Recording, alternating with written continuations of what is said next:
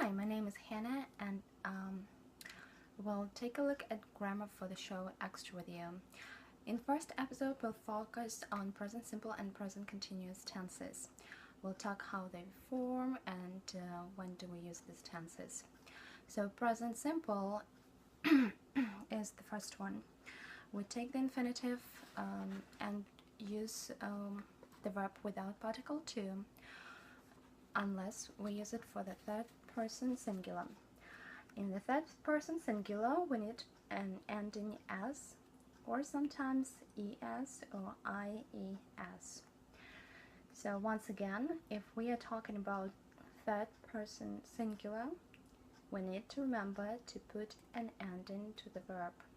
It can be ending s, es, or ies.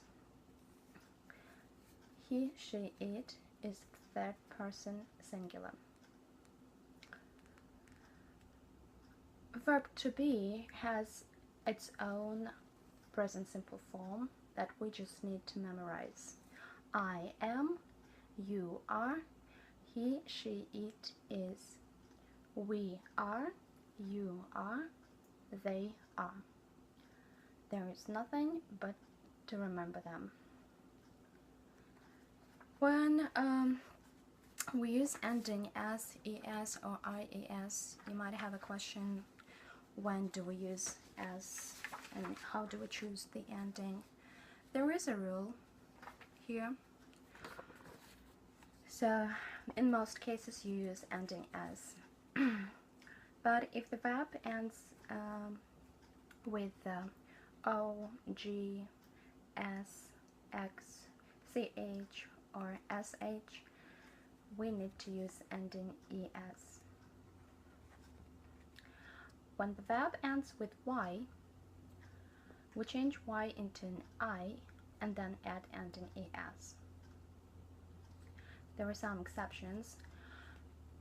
If the verb ends in y but there is a vowel in front of y, then you just use the ending s. For example, says, plays. There is a vowel a in front of y, that y we just add ending s.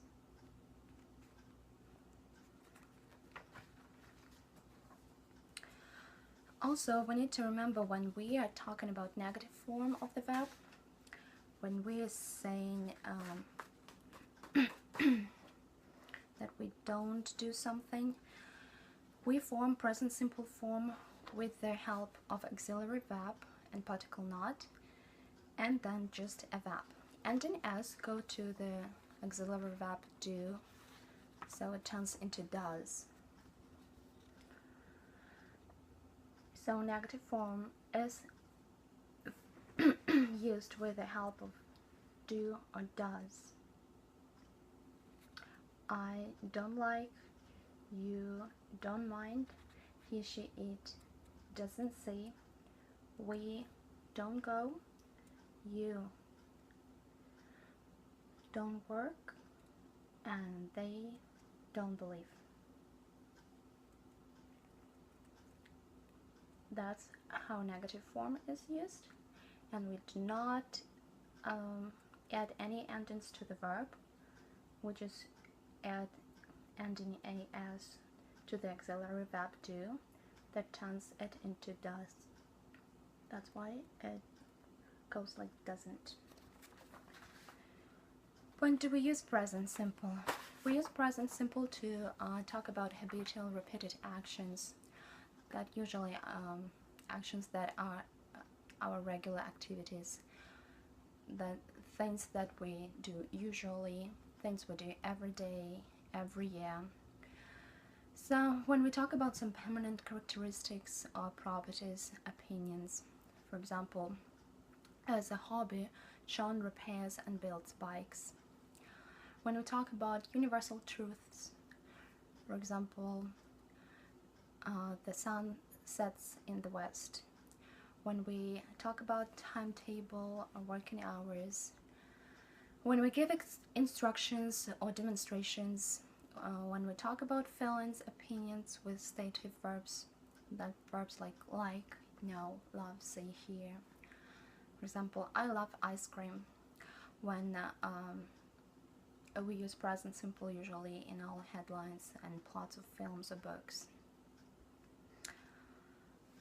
Present continuous is another tense we're going to talk about. It is formed with the help of verb to be plus ending E and G. You need to use verb to be in the right form depending on the person you're talking about, and you need to add ending ing to the stem of the verb. There's some examples.